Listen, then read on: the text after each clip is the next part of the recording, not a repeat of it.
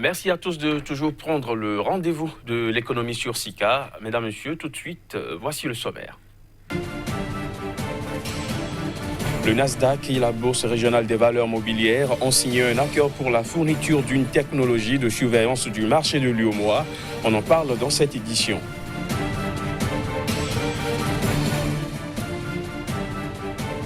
En Côte d'Ivoire, le gouvernement veut faire du port d'Abidjan un hub en Afrique de l'Ouest. Pour atteindre cet objectif, plus de 800 milliards de francs CFA seront investis dans les travaux de son extension et de sa modernisation d'ici 2020.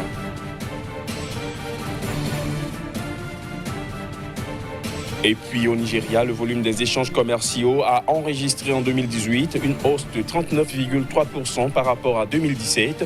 Il s'agit des chiffres annoncés par le Bureau national des statistiques dans son dernier rapport.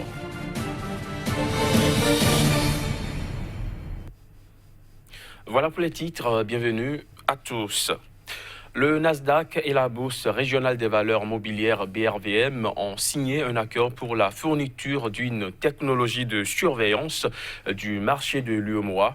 La BRVM mettra en œuvre la technologie de Nasdaq afin de surveiller les activités de négociation intermarché et multi-actifs en cherchant des possibilités de tirer profit des nouvelles technologies pour créer un marché des capitaux encore plus fort. La place boursière ouest-africaine est en train de mettre en œuvre sa stratégie de croissance pour la période 2019-2020. Au cours des 5 dernières années, la BRVM a pris de nombreuses mesures pour redynamiser son marché et augmenter les opportunités d'investissement dans les États membres d'Afrique de l'Ouest. En Côte d'Ivoire, le gouvernement veut faire du port d'Abidjan un hub dans la région ouest africaine. Pour atteindre cet objectif, plus de 800 milliards de francs CFA seront investis dans les travaux d'extension, de développement et de modernisation de ladite plateforme portuaire d'ici 2020. Voici les détails. Plus de 800 milliards seront investis dans les travaux d'extension, de développement et modernisation du port autonome d'Abidjan d'ici 2020. Il s'agit entre autres du redimensionnement et l'élargissement du canal de Vridi menant au port autonome d'Abidjan. D'un coût de 150 milliards de francs CFA financé à hauteur de 85% par China et Simbank et 15% sur fonds propres du port autonome d'Abidjan, ce nouveau canal a été officiellement inauguré le 21 février dernier. Ces travaux permettront désormais au port d'Abidjan d'accueillir des navires porte-conteneurs et conventionnels sans limitation de longueur avec 16 mètres de tirant d'eau contre 260 mètres de longueur maximum et 12 mètres de tirant d'eau auparavant. Cette nouvelle configuration du canal de Vridi permettra également de supprimer les temps d'attente pour certains types de navires, ce qui devrait contribuer à accroître l'attractivité du port pour les amateurs. Avec d'autres travaux d'envergure parmi lesquels la construction d'un deuxième terminal à conteneurs, le port d'Abidjan ambitionne de devenir un hub sous-régional. Selon les données de l'analyse maritime néerlandaise Dynama, le port d'Abidjan, autrefois deuxième port à conteneurs en Afrique de l'Ouest, après celui de Lagos au Nigeria, a depuis quelques années été supplanté d'abord par le port de Tema au Ghana et depuis 2015 par le port de Lomé au Togo.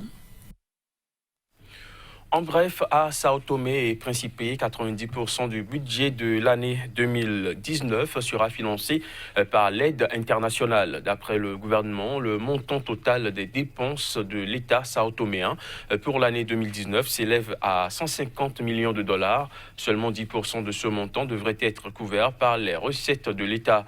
76% du financement nécessaire devrait être fourni sous forme de dons par des partenaires bilatéraux, alors que 24% devraient être obtenus de la part d'organisations internationales. Il faut dire que ces financements devraient être essentiellement consacrés aux travaux publics et à l'infrastructure, avec environ 23% du montant total, suivi par la santé, l'éducation et l'agriculture et la pêche.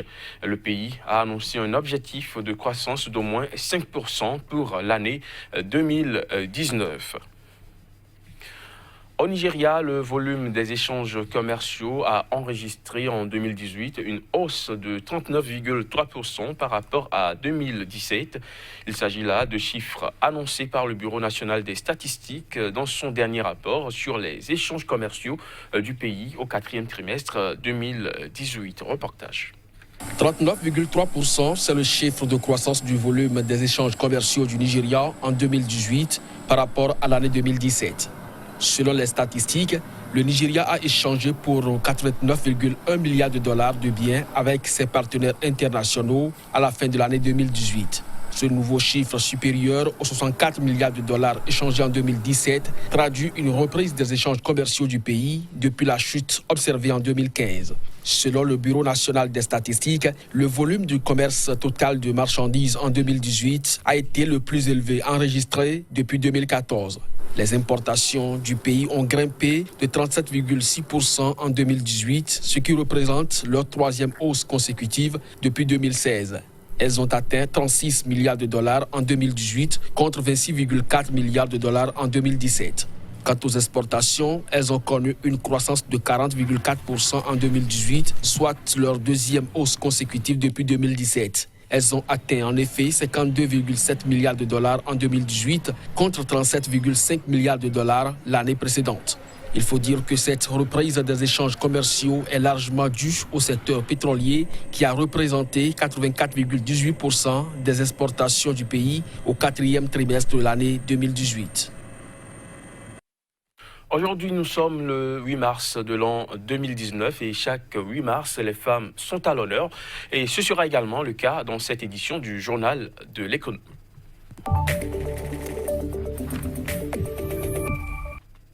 Kazmi Pédior, bonjour. Les femmes sont à l'honneur aujourd'hui et ce qu'on ne dit pas souvent, c'est que ces femmes contribuent énormément au produit intérieur brut des pays africains. C'est bien ça, Crépy, il faut le dire, hein, les femmes contribuent énormément au produit intérieur brut des États africains.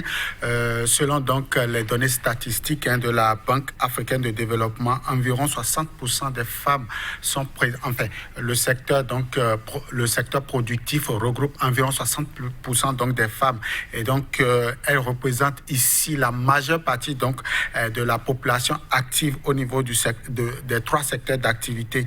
Il faut également préciser que ces 60% de femmes participent à hauteur de 12,5% du produit intérieur brut de leurs États, soit au total 12,5% du produit intérieur brut du continent africain.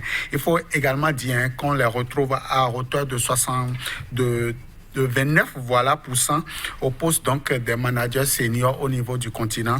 C'est quand même des chiffres qu'il faudrait aujourd'hui donc vulgariser, qu'il faudrait donc communiquer afin véritablement de motiver cette masse populaire qui œuvre véritablement pour l'émergence, pour l'essor donc du continent africain. Alors quels sont les domaines dans lesquels les femmes se font le plus remarquer?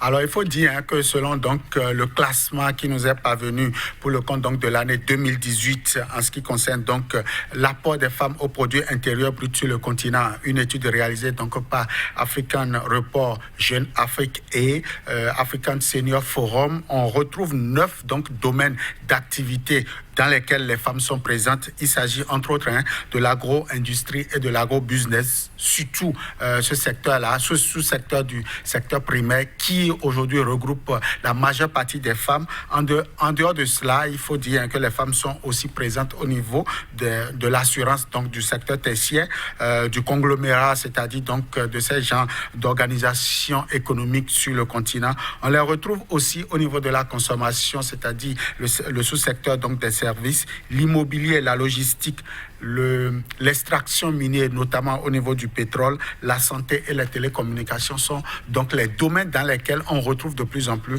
les femmes en ce qui concerne donc l'émergence économique.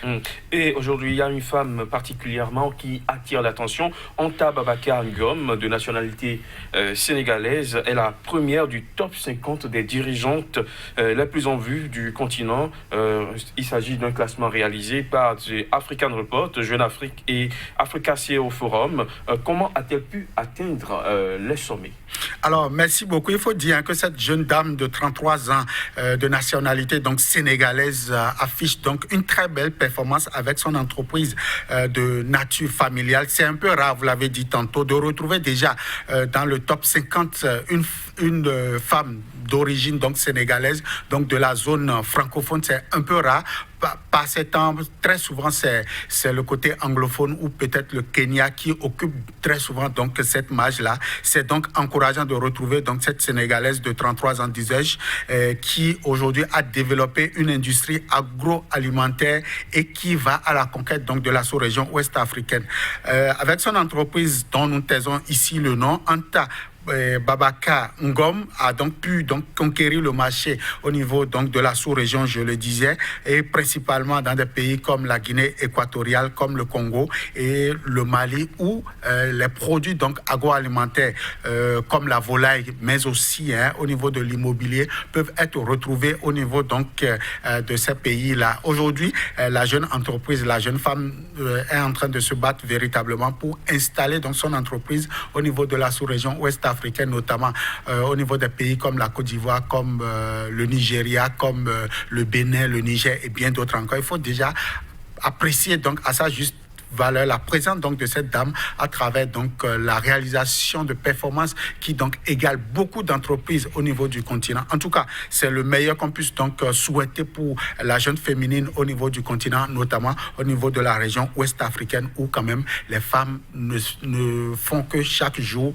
se battre un peu plus pour véritablement hisser la région au niveau donc du sommet, au niveau des rangs donc des pays les plus émergents au niveau du continent. Alors parlons de ce top 50. Quelles sont les autres femmes qui se retrouvent dans le classement? Alors, dans l'ordre décroissant, soit donc de la 5e place vers donc la 2e place, on note donc la présence du Kenya avec Madame Tabitha Kanranjija, voilà, qui est 5e avec son entreprise du nom donc de Keroche, qui œuvre aussi dans le domaine, dans le sous-secteur agroalimentaire. Il y a Kanyi Tometi Fotso, qui est camerounaise donc d'origine, PDG donc également d'une entreprise agroalimentaire. Il y a la vice-présidente de l'entreprise OCP, qui donc est marocaine, du nom donc de Ghislaine Guédira, qui occupe donc la 3e place. Elle est suivie donc, sinon elle est précédée par Madame Rien Bancha, qui est donc marocaine, 2e au niveau donc du classement. Cette dame, il faut le dire, occupe donc les 5 premières places sur un total de 50 au niveau donc du continent. Pour le compte de l'année 2018, c'est les 50 donc femmes qui ont donc mouillé le maillot comme cela se doit, qui ont affiché une performance des meilleures au niveau du produit intérieur brut, qui également ont sorti leur entreprise de l'ornière, c'est-à-dire du système informel dans lequel on retrouve beaucoup plus les femmes. Et il faut déjà dire que c'est quand même encourageant au niveau du continent de pouvoir retrouver donc cette dame aux côtés donc des hommes qui ont bataillé dur pour sortir le continent africain de l'ornière. Mes hommages, mesdames, pourrait-on dire. Merci Kazmi Pédior d'être passé sur le plateau de cette édition.